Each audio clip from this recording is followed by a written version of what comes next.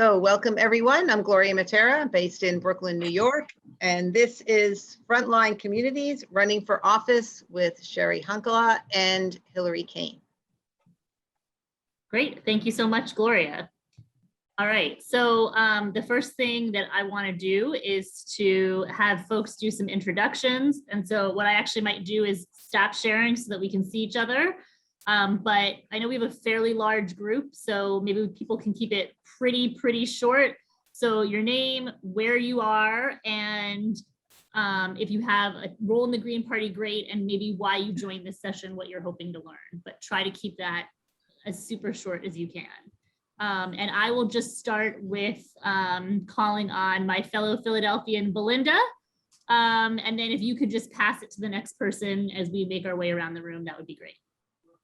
I'm Belinda Davis from Philadelphia, and I'm here because I always learn lots from both Hillary and Cheri, and I'm going to pass to Jen Donna.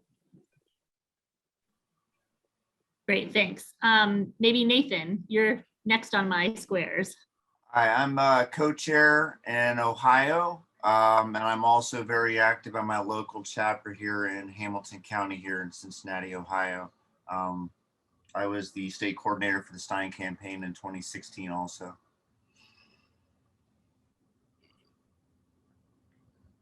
Cool. Jan and Michael?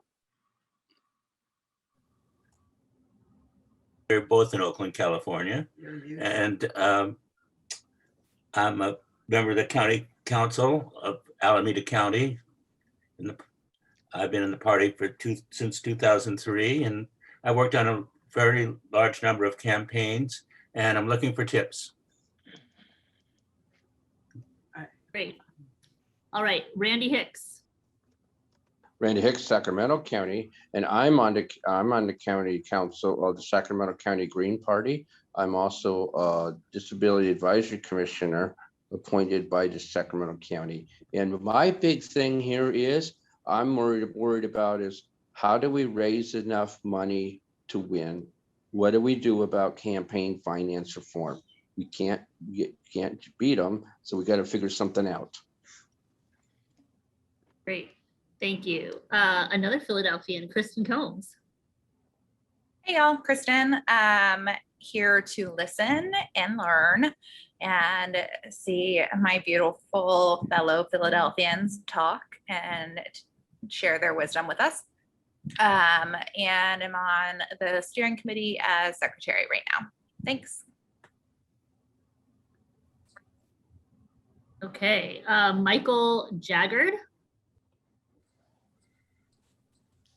Hello, my name is Michael. I'm in Peoria, Illinois. I joined the Green Party back in April, but I have known of the Green Party for about a year and a half now. And I'm hoping to learn, like, what do we do if we're in a safe Democrat or a safe Republican district for like state or federal legislature? Thank you. Richard Gomez. Yes. Oh, I'm on. Okay, good. So I just clicked the switch and here I'm at it. Now I'm here to do what? Tell me how I shall serve you. Just quick introduction. Who are you? Where are you from? Oh, okay. That's what we're doing. Well, my name is Richard Gomez. I'm from the wonderful state of Insanity, also known as Fresno County, Fresno City in California, right smack dab in the middle. How are you, Cheri? Long time no see. Yeah, so the county council person. Fresno is a strange place, to say the very least, and not even the most. Okay, I've been green for a while now. I lost track. That's good. Thank you, Richard. Okay, well, you said an introduction. Yeah, keeping it short. We got a big room now. Okay. All right, Tom, you're next. Tom Bradburn. Hey, I just moved down near Philly from the northernmost part of the Poconos. So trying to find out what's going on down here, help Montgomery Bucks County Greens grow. Supportive and active. Cool, welcome. All right, just scanning my list here. Nikhil Ananda from one of the states that I haven't been to. Not. Why haven't you been to Hawaii? Nikhil Nandi here. I've been a Green since 1992. I was one of the first 17 people in Hawaii to stand for office. And Hawaii has the distinction of having the first Green elected in a partisan race, running against a Democrat incumbent and a Republican on the Big Island. Just a clarification, when people mention county councils around the country, here our county councils are the government bodies, not internal. So she won a seat on the county council. I've been a state co-chair. I've been a county co-chair when we had counties. I've been a candidate 6 times for the county council, 2 for state house, and 2 when we were filling in a seat for a United States congressman. And I'm currently on the national committee. And sorry, not sorry, it's just that it's really early here and I just woke up. So good morning. Totally understand. Thank you. Thank you for being here. All right, Sarah. Hello there.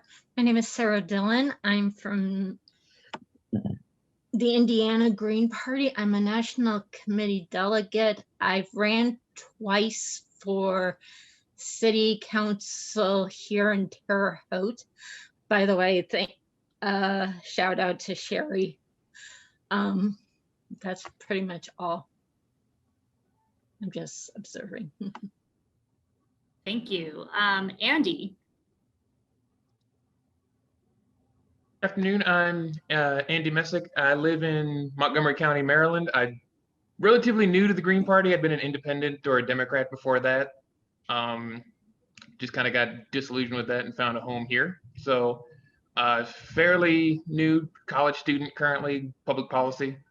Involved with the Sierra Club and trying to get involved with my local Green Party.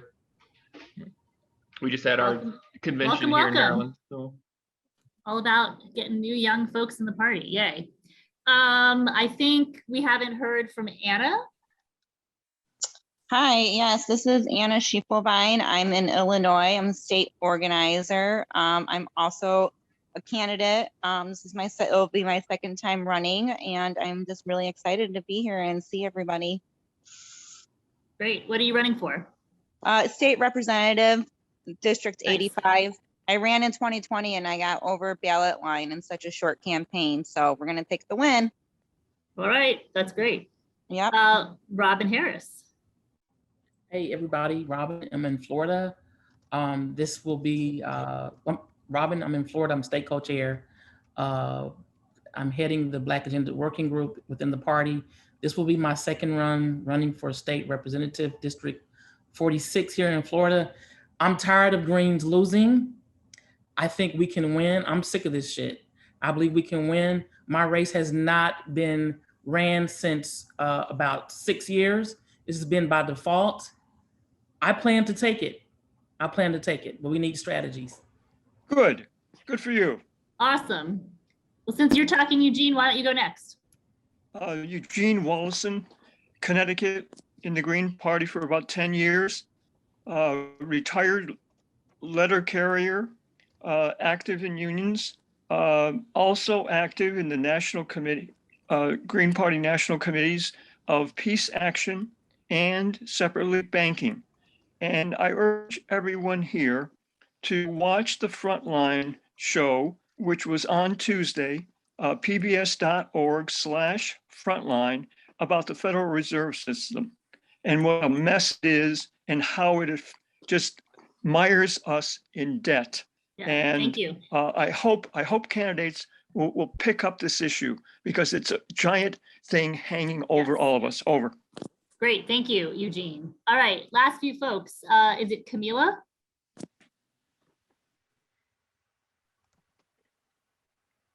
Yes, Camila. I'm Camila Harris, and I'm from Inglewood, California, just right outside of Los Angeles. I Dem Party exit in 2020 and re-registered Green. So I'm trying to get involved for the first time organizationally.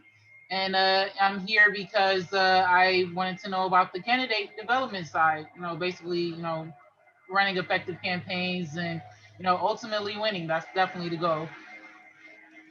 Great, welcome. In so many ways, welcome. All right, Blazin. Hi, yes, I'm Blazin. I use they, them pronouns. I live in Hampton Roads, Virginia. I am the non-male co-chair for our state party, and I will be running for our local school board for November of next year. Very nice. Tina, is that Pennsylvania Tina, I think? Yes, Tina Rocket, and I'm with the Hampton Roads Green Party as well as the Green Party of Virginia delegate, and we also have someone in our local area that's preparing to run for CD Congress District 2, and so finding out anything we can to help with that. Thank you. Great, and welcome. Sorry, Tina from Virginia, not Tina from Pennsylvania. There's a lot of folks. Yeah, great. And then I think last but not least, Cassandra.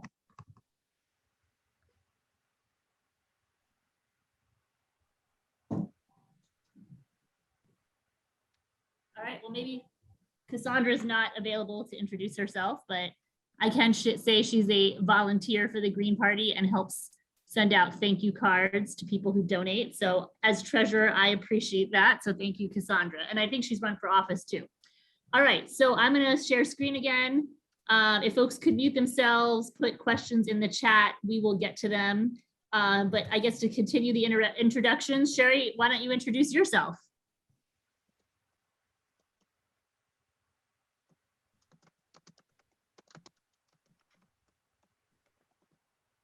Cheri? Yes, I thought I disappeared for a second. My name is Cheri Honkala, and I'm a Green Party member. I've run for sheriff and state representative and for vice president of the Green Party. So I have a little bit of experience, and I'm the national organizer of the Poor People's Economic Human Rights Campaign and started the Poor People's Army. That's me. Great. And I'm Hillary Kane, and I'm a longtime Green. I've worn a lot of different hats, local chair, state chair. I'm currently your national treasurer, and I've also had the great honor and privilege of working with Cheri over the years. First asking her to run for sheriff in 2011 and serving as her treasurer in that run, serving as her treasurer again in 2017 in her state rep race. Thankfully not having to serve as treasurer for her vice president, president, and vice president. And so that is just a little bit about us. And so we're probably not going to answer all the questions that folks have. This is not necessarily designed to be a general training on running for office, though we do have those resources. But I think really, I will admit that I learned a ton from each of my times that I worked closely with Cheri about the challenges and difficulties and opportunities that it can mean, I think, when we work with frontline communities and put people from frontline communities up for office and support them as candidates. And so I think the first thing I want to do is let's have a discussion. So what do we mean when we say frontline communities? And the first time I actually heard this was from you, Cheri. And so, when you use this term, what are you talking about? What kind of people are you encapsulating with this term? Well, I think I just noticed that there's like Rosa Clemente. There's other Greens that have run for office in this photo here. But anyway, basically what I'm talking about is people that are out there on the front lines that are dealing with life and death issues each and every day. We're the folks that generally don't know where $1.95 is coming from and live in communities that are constantly under attack, and really believe that the way to change things is to have the folks begin to globalize and organize from below. So that's what I mean by frontline communities. And of course, many of these frontline communities are dominated by people of color. Thank you. Anybody else out there want to add to this definition?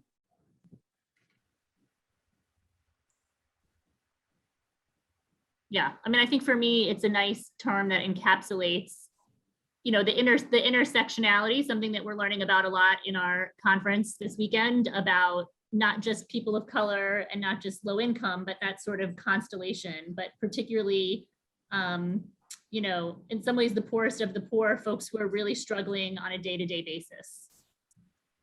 All right, so, and why is this important? So let's make sure that I'm sharing sound. Give me 1 second to like ensure that I'm doing that. This is one of Cheri's favorite little movies. And we're gonna share this clip. It's, I think, only a couple minutes long, and whoop. Is it not working? Where's the little play button? Oh no. All right, hold on. Give me a second. I might have to now just like find this on YouTube again. What's the name of it, Cheri, again? Mouseland. Mouseland, thank you. All right, so let's new share. Here we go. All right, well, we may not watch the full 7-minute version of this, but tell me if you're hearing it. Okay, I'm not hearing it.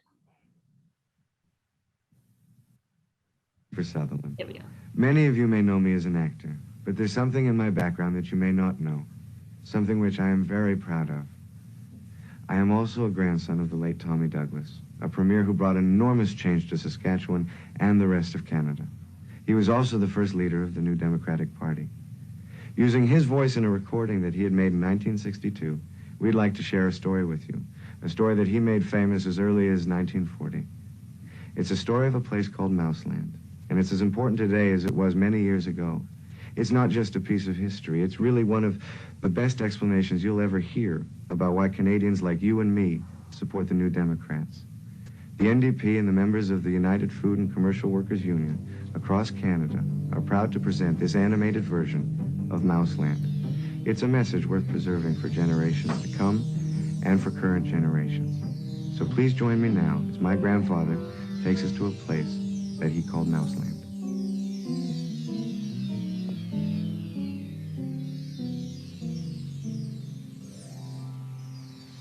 It's a story of a place called Mouseland.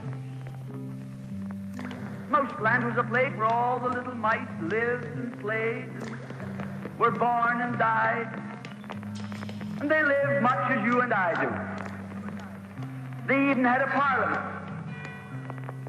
And every 4 years they had an election. They used to walk to the polls and cast their ballot. Some of them even got a ride to the polls. Got a ride for the next 4 years afterwards, too. Just like you and me. And every time on election day, all the little mice used to go to the ballot box and they used to elect a government. A government made up of big, fat, black cats. Now, if you think it's strange that mice should elect a government made up of cats, you just look at the history of Canada for the last 90 years, and maybe you'll see that they weren't any stupider than we are. Now, I'm not saying anything against the cats. They were nice fellows. They conducted the government with dignity. They passed good laws. That is, laws that were good for cats. But the laws that were good for cats weren't very good for mice. One of the laws said that mouse holes had to be big enough so a cat could get his paw in. Another law said that mice could only travel at certain speeds so that a cat could get his breakfast without too much physical effort. All the laws were good laws for cats. Oh, they were hard on the mice. And life was getting harder and harder. And when the mice couldn't put up with it anymore, they decided something had to be done about it. So they went en masse to the polls. They voted the black cat out. They put in the white cat. The white cat had put up a terrific campaign. They said all that Mouseland needs is more vision. They said the trouble with Mouseland is those round mouse holes we've got. If you put us in, we'll establish square mouse holes. And they did. And the square mouse holes were twice as big as the round mouse holes. And now the cat could get both his paws in. And life was tougher than ever. And when they couldn't take that anymore, they voted the white cats out and put the black ones in again. And then they went back to the white cats and then to the black cats. They even tried half black cats and half white cats.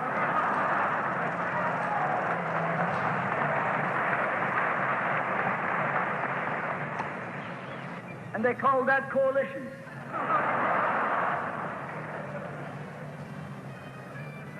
They even got one government made up of cats with spots on them. They were cats that tried to make a noise like a mouse, but they ate like a cat. You see, my friends, the trouble wasn't with the color of the cat. The trouble was that they were cats. And because they were cats, they naturally looked after cats instead of mice. Presently, there came along one little mouse who had an idea. My friends, watch out for the little fellow with an idea. And he said to the other mice, look, fellas, why do we keep on electing a government made up of cats? Why don't we elect a government made up of mice? Oh, they said he's a Bolshevik. Lock him up. So they put him in jail. But I want to remind you that you can lock up a mouse or a man, but you can't lock up an idea. All right. I know it goes on a little bit more, and it's a great story, but I think you guys get the picture, right? We're preaching to the choir a little bit here about what the two-party system is like, and so I think, we just wanted to underscore that we actually showed that video a lot in some of Cheri's races to help, the average voter just sort of understand what the Green Party is and, what we were talking about with independent politics. So, all right, so I'm going to share again and we'll get back into it. So I think, when I was thinking about this presentation, I think there's sort of like this pipeline for candidates, and there's sort of challenges at every step of the way, particularly for folks from frontline communities running for office. And so what I'm hoping we'll do, Cheri, is that, we'll talk about each one of those things. And I would love it if you can give just like real experience, your lived experience at each of these stages. And so the first thing we're going to talk about, why we don't have more frontline community candidates running for office is that part of it is just like helping people realize they want to run in the first place. And so the desire to run. And I think, some of what Cheri sort of briefly mentioned when she was talking about what it means to be in a frontline community, I think a lot of folks they've got the daily stress of just simply surviving, right? And there's not a lot of time or ability to just think about well, in my free time, I'll run for office, because people don't really think they don't have free time, right? And I think there's also a likelihood of people not knowing anyone who's ever run for office. Just it's not sort of part of their circle of friends and experience and knowledge. And so it's just sort of this thing that's somewhere else. And so, Cheri, I know when I came knocking on your door and asked you to run for office, not that you had never considered it before, but it certainly wasn't a thing that you had done before. And so I'm just wondering, like, you know, how you came to that decision finally, and, you know, what that process of, you know, actually deciding to become a candidate was like. Well, for all the inside little pieces, you'll have to wait for my book. But I've got bad jokes. Anyway, you know, I was at that time, I was trying to figure out how to deal with raising the foreclosure crisis to the national level. And so the Green Party made it very enticing to me that they could help me like really lift up that foreclosure crisis to more than just the Philadelphia level, but the national level. And so an advice I would give if you're trying to recruit somebody from a frontline community is to be very pragmatic. Like, how can they gain from the issues that are near and dear to them, that those issues can be lifted up. And I would just say, if anybody is thinking about running for office, I think it's really important to, you know, connect with, if you're not already engaged in a part of a frontline community, because that can help give you the kind of credibility that other candidates that see that you're actually out there, you know, participating in some of the frontline struggles, that they might be more willing to run for political office if they've established a relationship with you.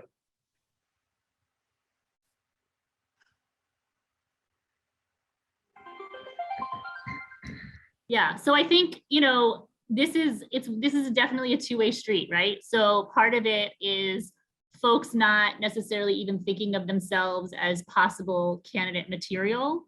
But then once somebody does decide to run for office, how do they know that they can and maybe should run as a Green Party candidate? And so a lot of, I think, folks in frontline communities are not necessarily familiar with the Green Party, and vice versa, right? Like, you know, if we take a look around the virtual room and our actual rooms, you know, while it's getting better, I think we still struggle a lot with diversity in our party, particularly recruiting low income folks, BIPOC folks, Black, Indigenous people of color, young people, people who are young and BIPOC, you know, and that's where we really need to do a lot of the work. And so I think, as Cheri said, obviously having a real pre-existing relationship is the way to go. And so, yeah, I mean, that's the work that I think we have to do as a party, is to get connected more intentionally with poor people's movements, with BIPOC-led organizations, so that those relationships are there. And then later on, one can maybe say, hey, leader, you know, you might have a bigger, broader platform for your issue if you want to run for office on the Green Party ticket. And so I think that is definitely the long-term work that we all need to be doing to lay that groundwork for the future. And I would just say, initially, when approaching people that are doing work in frontline communities, it goes a long way to do things to like offer to be the person to rent the van, to donate water at an event, to help with the food distribution. And so it's going to be initially less about like, here's our amazing platform and what Greens are about, and it's going to be more about what you do. And then I think after a relationship is established, then they're going to be like, wow, like, let me listen to what this Hillary Kane has to say. Because she's helped me get from, you know, A to C to D, you know, because what the Democrats do, right, the so-called progressive Democrats, is, especially right now under the Biden administration, they've got like bukus of money right now, you know, to buy just about anybody to help you with your social media, to help you with whatever it is. So as Greens, we got to get better about like, you know, hanging out at the encampment and, you know, bringing the water, doing stuff like that. Because Yeah. I mean, we don't have the billions. Right. Thank you.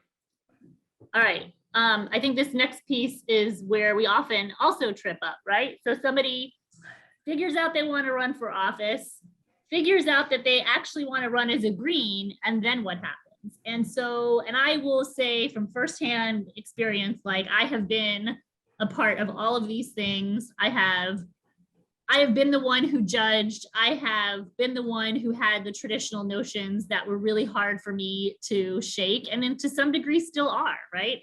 And so, you know, here I am, like college educated, professional, and what I perceive what a candidate for office should look like and sound like, you know, what someone who's an elected official should look like and sound like.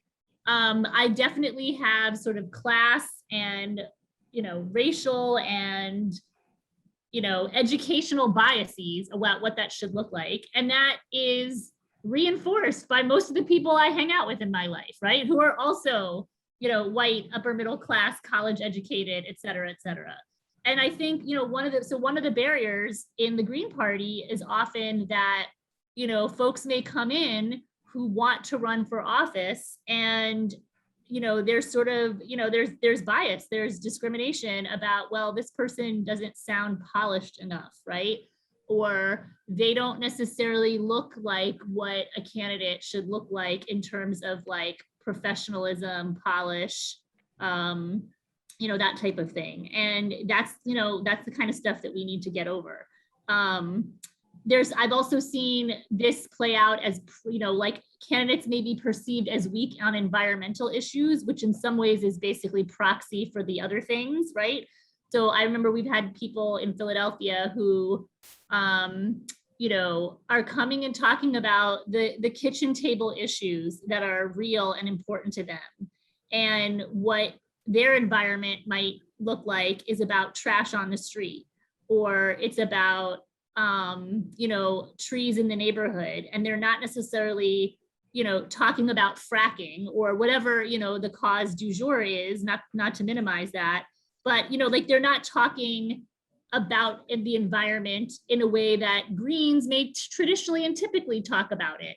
And when pushed on those issues, they may not be as knowledgeable, but they're certainly knowledgeable at other aspects and other issues and dimensions. And then people will sort of use that as an excuse to not support that candidate. And so, you know, Cheri, before I go on, Cheri, I don't know, like if you personally felt like you had to overcome any of these kinds of biases, or I think we've certainly seen it with other candidates. Well, well, I definitely saw it as a challenge, but I'm probably not like a lot of other people, but I saw it as a challenge to talk about like climate refugees, or raise what's going to happen as a result of the climate crisis and the increase in, you know, hunger and food. Or right now in my neighborhood in Kensington, you know, people are dropping like flies because they don't have air conditioning and they don't have fans. And some of the households don't have running water. So, and especially for all the kids that have, you know, asthma issues. So it might be not talking about environmental issues in traditional ways that Greens are used to talking about, some of them. So it has definitely been a challenge. And I think we still have a ways to go on some of these issues, especially climate refugees. Yeah, definitely. I think some of the other things that I've experienced is Green Party candidates tend to be, you know, running low dollar campaigns and are often in some ways very much self-supported without us really even realizing it. So we've had, people who, they run for office and they don't raise tons of money, but they're still able to do basic things like they have a car and they drive around the state or the district, or they, host small get-togethers and they are the ones who put in their own money for, the wine and cheese or whatever. And it's not necessarily recognized. And, but, there's a lot of self-financing going on in the party, even if it's at small dollars. But when someone is your candidate who just does not have those resources, who does not have a car, who does not have a spare $30 to, put down for those refreshments, who doesn't have a house to open up to the community for, a house party, that then translates into a need for the party and or the campaign to step up and provide those things. But if historically that's not been done, that's often perceived and felt as like, sort of, not, I don't want to say an imposition, but it's like folks are just not prepared, right?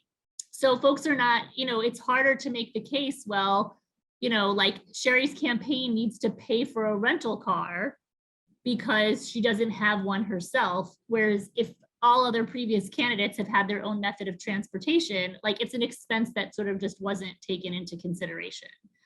And I think related to that is that we also tend to be a very like volunteer driven, kind of party, right? Like we don't have a lot of resources. People do tend to have more free time. And so, everybody volunteers. And yet, I think the thing that really struck me as that one of the things that we sort of needed to work through on Cheri's first campaign was, Cheri brought in a lot of young people from her community, like they needed to work, right? Like they needed money, like they were happy to volunteer, but they also needed to eat, like, and they didn't have I had a job that paid me and let me, volunteer on the weekends, they didn't. And so the idea that the same job that I might be willing to do for free, that somebody else should be getting paid for it simply because they need the money, like that is something that, some people really struggled to wrap their head around, right? And I think we still have these in some ways, less so than we used to, but debates and discussion around like, do we pay people to petition? I mean, increasingly, yes. Do we pay people to volunteer at the polls on election day? What about just door knocking and passing out literature? And so I think that has been something that has been a struggle and a challenge over the years that I think we've gotten a lot better at. But I know 10 years ago when we first started working with Cheri, like we didn't really have a system or a history of really like paying people to do work. And so, and I think sometimes it's still a bit of a challenge. So I don't know, Cheri, if there's anything else you want to add on that last point. You're still on mute. Sorry, I have a loud neighborhood with loud music. So I would, I would say that that'll be my other encyclopedia volume. One of my books that I write is The Politics of Money. And it's very different. I would say that poor folks have their whole life has been about mutual aid, because we can't get from point A to B without there being some kind of exchange, knocking next door and asking to borrow some of the basic necessities and exchange, giving it back. And so, with folks that have had access to resources, and I think that you said it very well, just take for granted that, everybody has those kind of resources to dip into. And the reality is that they don't. So if we want more candidates that are from the front lines, especially in a time right now in history when 10 million people didn't pay rent in January because they couldn't. And with electronics and technology and the, the elimination we've seen through the whole COVID thing, the absolute elimination of jobs that are never going to be coming back.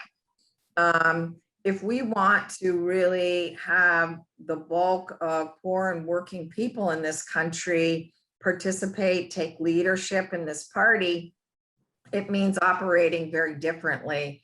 It means, not developing relationships with people in frontline communities out of, treating it like charity, but really developing relationships where people are political equals. When I think about Frederick Douglass and the fight against slavery, the folks that paid for his, plane ticket to fly to Europe and speak before different audiences or whatever, those people that paid for those plane tickets were just as significant as him speaking before the various different audiences.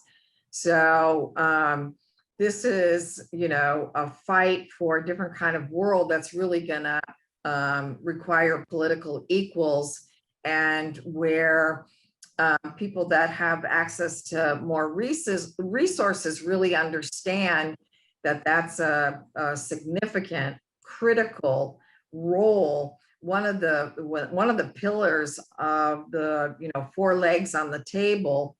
And we've got to stop pretending as a party that if we want people from frontline communities involved in this process, we can't just have a volunteer system. If we're interested in power and not just pity, we're going to develop the right kind of relationships with frontline communities.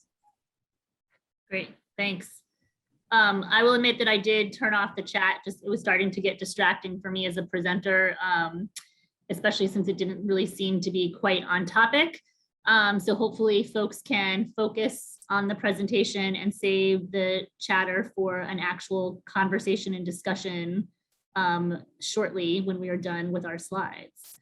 All right, so I think, and this is of course me putting my treasurer hat on, that I think, one of the things that I think I struggled with, and the party in general, is just around, again, some of the bureaucratic procedures and campaign finance rules, which aren't necessarily designed to facilitate the entry of frontline folks into the political process. And so, and I'm even going to problematize my own wording here.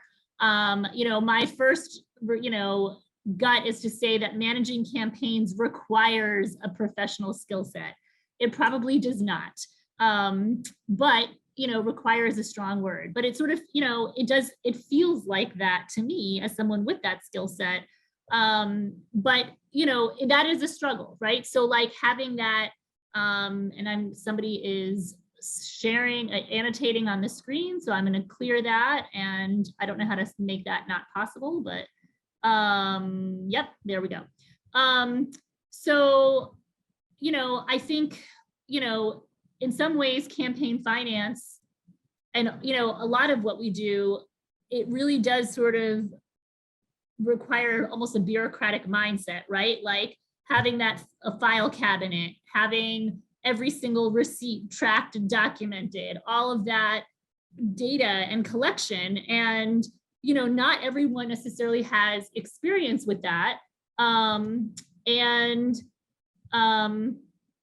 So, that can be a challenge, is really, getting people who have that talent and ability to be able to, to run for office. And by no means do people, like the candidate doesn't need to have this necessarily skill set, but I think those of us in the party that do have these abilities, like we're the ones that need to step in and help so that the Cheris of the world can be the candidates and run for office. I think we also experienced this, Cheri, and each time you ran, there were different rules, right? When she ran for sheriff, it was the city of Philadelphia and the city's campaign finance rules. When she ran for vice president, it was federal rules. When she ran for state representative, it was state rules, right? And each time it was totally different. But things like, as a working mom, right? If she needed to go to an evening event and, civic association and make her case, be a part of a campaign event, would somebody who could babysit her kid? And is that babysitting, is that a campaign expense or a personal expense, right? And each time it was different. Whether could we use campaign resources to reimburse her for that, pay for it initially? So childcare, professional wardrobe, those were all things that were struggles and challenges because of campaign finance rules and sort of expectations and different things. So I don't know, Cheri, if you want to add, you look like you want to add a story in right now. It was quite interesting because, I think a lot of times as Greens, we just say, okay, well, people should accept me how I am, and we're just going to volunteer. And, all of the times that I've ran for office, I really wanted to do the very best that I could. And so definitely when I first ran for sheriff, I don't think I had any like appropriate business attire. The picture of these are bikers that endorsed my campaign and rode around Philadelphia with signs and stuff like that, supporting the campaign. But yeah, I mean, I needed an entire wardrobe. And I remember getting Paul Grubb's girlfriend who volunteered, because I didn't know what I was gonna like wear or whatever. And she went and got me a bunch of business attire so that I could feel comfortable attending many of the different debates and discussions, and feel like a powerful woman in some of those events, which were pretty intimidating, with the nasty Democrats in Philly that are super nasty. So it was like putting on my own Wonder Woman outfit every day to have a new outfit. Spin around in the backyard. Yes. Right. I felt like my protection shield. Right. They were like, oh, they're Yeah. in a suit. And then I'll also just say that, like, again, as a treasurer, I certainly had to stretch and grow and put aside a lot of my own like biases and baggages about how things are supposed to be, because folks just didn't really have, fun. So thinking about, like in my day job, if I travel, I am expected to lay out money and then get reimbursed, right? But I'm also paid a salary that allows me to do that. And, folks on our campaigns, I mean, even if we're paying someone like, $10 an hour to do something, like they're not getting whole salaries. And so, expecting that people can lay out money and just get reimbursed later was just not something that we could do most times. And when people did get reimbursed, they weren't necessarily looking for a check. They were looking for cash. And that also was complicated and difficult. Or the turnaround and time frame, like, in my day job, it's a lot better now because things are electronic, but, for a long time, reimbursement was 30 days, right? Like, as opposed to tomorrow, like before my next bill is due, right? And sort of just really thinking about how to manage all that. And, and I definitely remember conversations because, I was more of I'm a volunteer treasurer. Like, I wasn't necessarily doing this, 40 hours a week. And yet the campaign, like this was a real campaign, which was like a 40 plus 60 hour a week, like in an office every day. And so, expenses and things came up like twice a day. And I remember feeling that the pressure, like, oh my God, I can't just drop everything and literally like go pay for something, every 30 minutes. And, the way I would like normally take care of that is like, can you just lay things out and then I'll reimburse you? But like, that just wasn't working. And so, really having to be more flexible, obviously within the bounds of the law, but to really, walk right up to the line, rather than hide behind those rules in a way that made things difficult for folks. So that was something that I think we really had to work through. All right, so let's of course talk with solutions, and I think this we want to get into like just open discussion. So I think things that we've talked about already, what Cheri, in some ways led with is, you really have to build real relationships with organizations and movements and activist groups. Like we can't just, expect that people will suddenly flock to us because our platform says all the right things. Like that really isn't enough. People really want to know, well, what have you actually done for me and my community? Where have you been, right?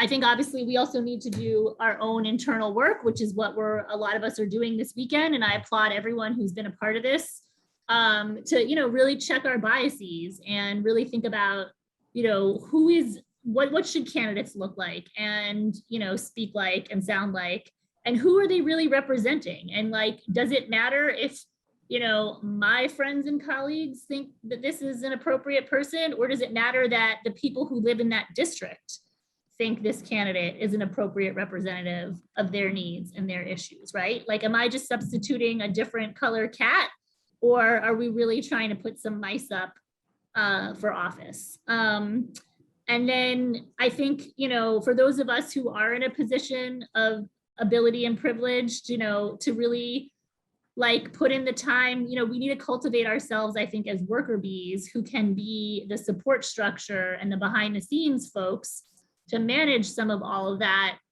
bureaucracy and legal stuff, so that folks have the capacity and the energy to put that into the actual campaign. And for, those of us who can, to be behind the scenes so that more frontline folks can be in the front of the room being the candidate.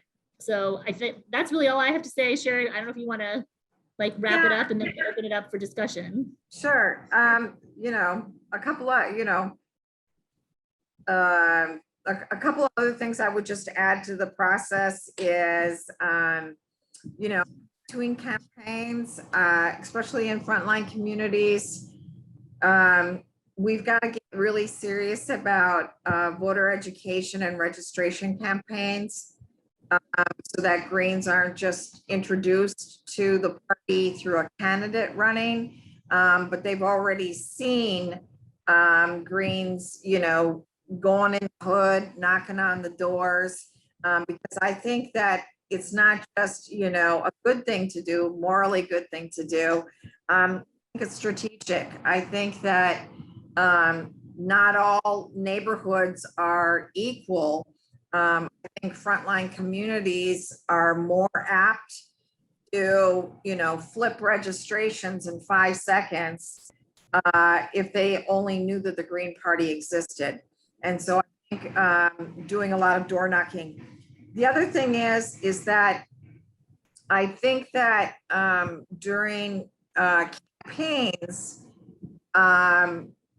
there's this tendency to just be very event driven and to take people out of those communities. And I think that if you want to get the numbers in terms of actual votes, especially if you're running for state rep, all of the events need to be very focused inside those neighborhoods and inside those communities. You need to be at the recreation center. You need to be at the barbecue. You need to be at the barber shop. You need to be, out front of, if there is any grocery stores. Mostly there's food deserts, but at the bodega. Yeah, I mean, the thing is that I've seen, people, Greens try and different campaigns trying to get you on as many like progressive panels and discussions and that kind of stuff. And I'd say maybe do 10% of that. And the other 90% is door knocking and voter registration, getting the vote out, and participating in very local events where you're building your base. Because it doesn't matter, you can have the biggest voice in the world, but it doesn't matter if there's no base underneath. So it's all about base building. It's all about numbers, and you know, building that social capital and that credibility from below. Great. All right, that is all. I'm gonna stop sharing so that we can have a conversation. And the first hand I see up is Belinda. And Gloria, did you want to moderate this part, or? It's whatever works for you. Yes, and I would also just say that you should hit Gloria up someday because she's got a lot of experience with this too. I might add myself to the discussion, but I can call on the hands and if people put things in the chat. But let's try and use the chat for questions that we can ask the panelists, not sidebars. The chat is back. It's Belinda, right?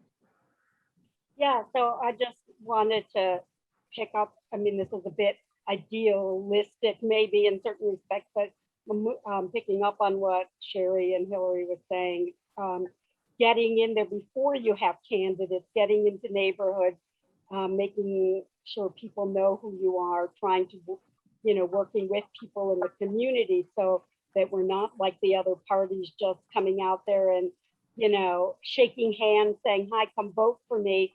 I can tell, you know, I'll tell you all these things I'll do for you, and then you'll see me again in 4 years, right? So it seems like that's a really important part of establishing a base in frontline communities in order to build potential candidates, but also to build the base. Just sort of the obvious. Right. I think it was Michael's next.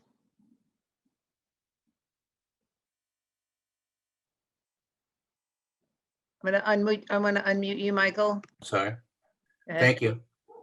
I wanted to ask a question about, in addition to base building, party building. My experience is that very often in our green campaigns, we do not use the campaigns to build our party. And I think that that's a serious failing. I've seen people get what I would call win fever, which means oftentimes they'll downplay their Green Party affiliation because they think it's not going to help them win. And so, but I think that there needs to be, in addition to base building, and we do need to think about party building over. Thank you. Hillary, did you want to respond to that at the moment? Is your hands up, and then we'll go to Jeff. Yeah, and I wholeheartedly agree. And I think one of the things that I think about a lot now when I do general campaign training is around goal setting for your campaign, right? You know, and obviously a lot of candidates, like, their goal is to win, right? And I know Robin is like, God damn it, I'm going to win this time. We need to win some get some greens in office, and we do. But oftentimes we're talking about races that, for a lot of reasons, are still probably unwinnable for us because of size and scale and money. And so those are the races where we need to be having the long game of party building and base building, which ideally are the same thing, because, you know, it's better to spend your time and energy in the community knocking on doors and building that recognition for the long term, for the next run, the run after that, the run after that, than it is to sort of like do a mailer to some, you know, other part of the district where there's maybe a higher percentage of people who are regular voters. But, you know, let's face it, they're probably still not voting for the Green Party anyway. And so I find that we're just like, we can't let go of that immediate win for that long-term strategic party building and base building in neighborhoods that are being totally left for granted by both major parties. And so, yeah, so I just wanted to underscore your point, Michael, and yeah, and then we do have the CCC, shameless plug for CCC webinars. We do have a couple of recordings, and we do try to once a year have a conversation about how to translate the energy and the infrastructure and everything you've built in the campaign and translate that back into the party so that it can build the party for the long term and not just be this like separate thing that happened out there and then, you know, didn't build the party. I'll pass. Great. So I have Jeff and then I'll comment if that's okay. Well, what I've been thinking is it's not just about campaigns. What do you think of the idea of not in an election cycle, but go into the community and have a cookout, say, hey, the Green Party, we're going to have a cookout in the park somewhere, in a public place. That's a good idea right there. And also being people skilled, also knowing not just social media, but to respond to people. Yeah, over. Thanks, Jeff. Yeah, I really appreciate, you know, the points that Hillary and Cheri made. Thanks. And that, you know, makes me think, I definitely feel like the Green Party has, you know, a lot of work to do in terms of connecting more with frontline communities. I think a lot happened last year because around the country, there were Greens doing real, you know, direct mutual aid around COVID. And I think that, you know, that was a good thing for people to, you know, experience. That was almost kind of a unifying, you know, way to understand that. But, you know, when I ran for office several times too. And yes, I would say I'm like, you know, same kind of in the place of Hillary, which is like, hey, I'll just wear my work clothes at the candidates forum, things like that. But I did struggle with childcare, and I did struggle with people who wanted to work on my campaign, especially for Brooklyn Borough President, where it was outside my more, you know, kind of upscale living neighborhood, right?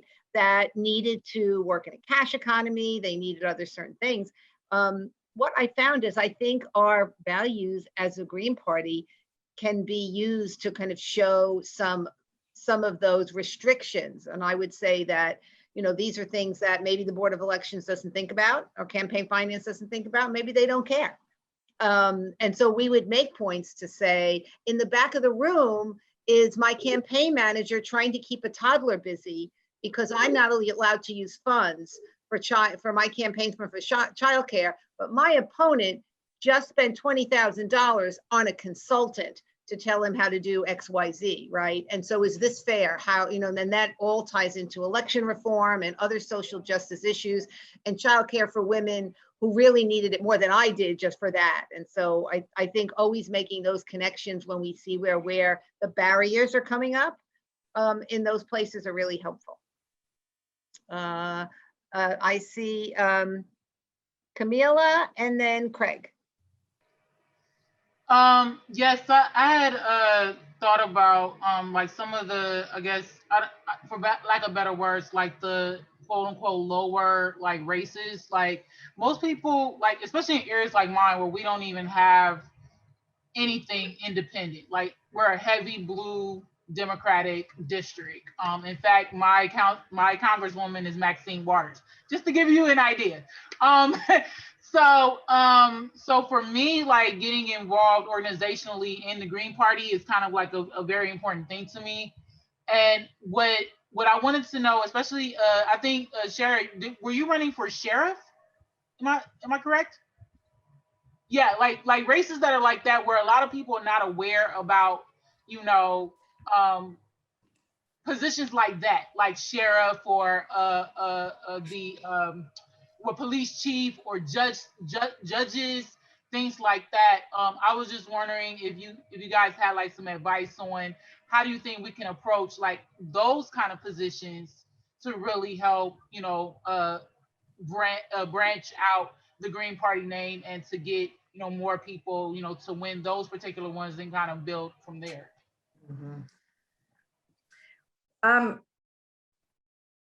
Just to quickly respond, I kind of wanted to respond earlier to the question Michael had said as well, which is, for me at least, base building and party building are inseparably connected to each other. You know, because I'm not, I don't believe that the world is going to change by just building a large Poor People's Economic Human Rights Campaign and a Poor People's Army. I think unless we have independent politics and a new independent political alignment in this country, we're never going to go anywhere. But anyway, so those two things are inseparably connected to each other. And I never have a barbecue, cookout, a political, educational, anything in my mass organization that isn't also about, the fight for independent politics in this country. So, but in terms of running for sheriff, I think that we also, the Greens stole that from the civil rights movement, because in the height of the lynching in the South, many African Americans ran for sheriff just to be very pragmatic, to stop people from being lynched. And I've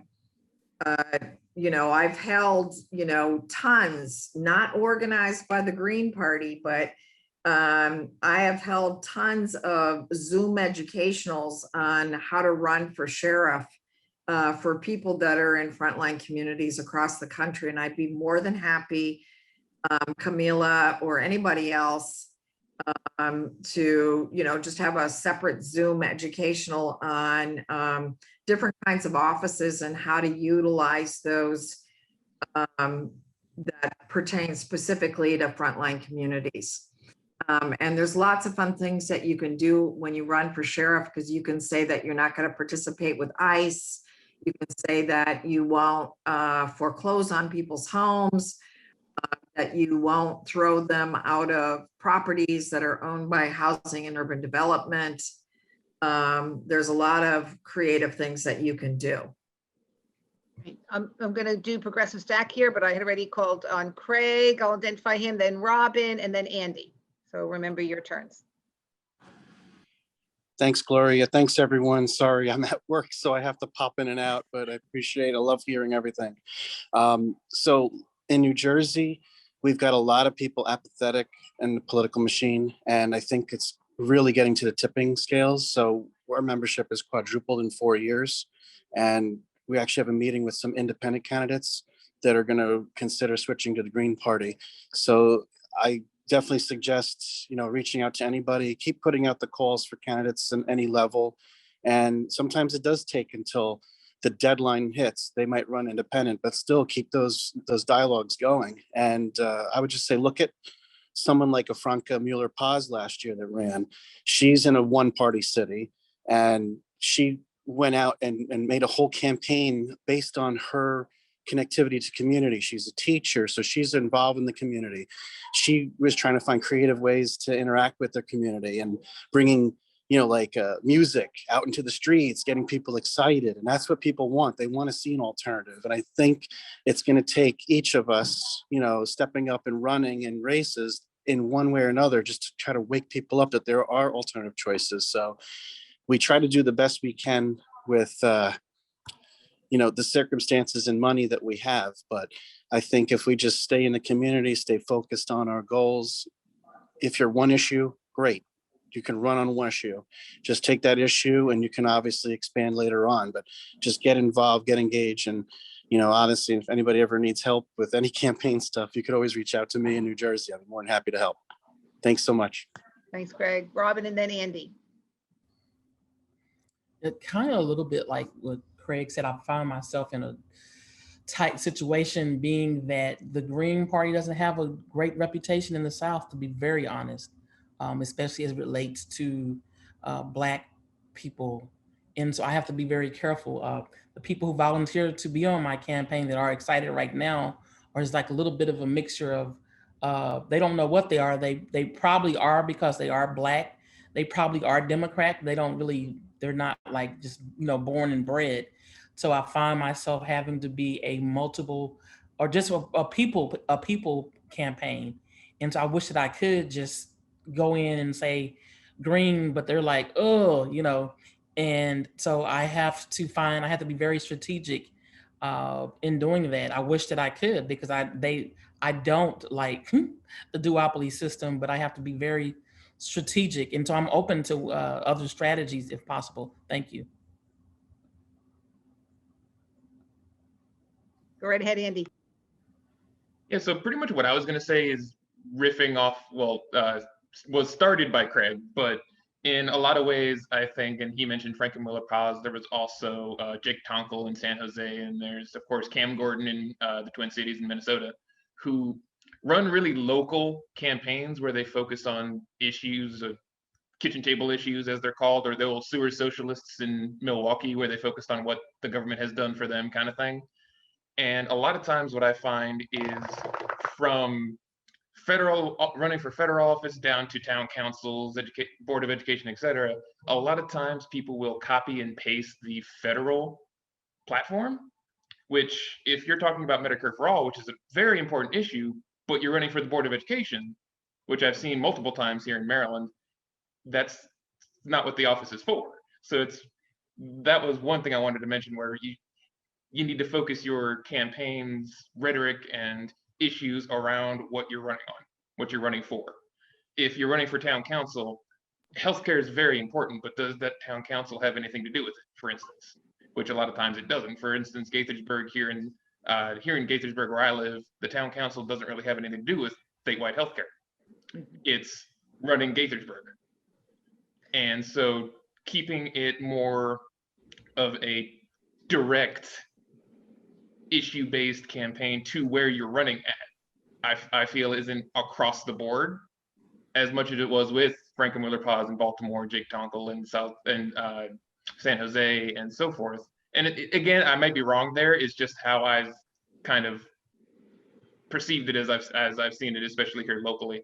The other thing I wanted to bring up is just that a lot of people I've met since I became a Green don't really seem to know how to talk to people when they disagree.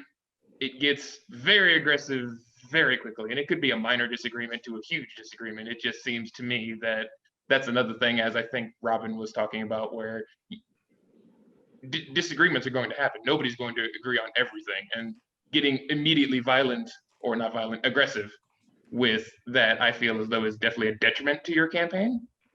And those are just two things that those could be wrong. They're just my observations of what I've seen. But I feel as though those are important things to really keep in mind.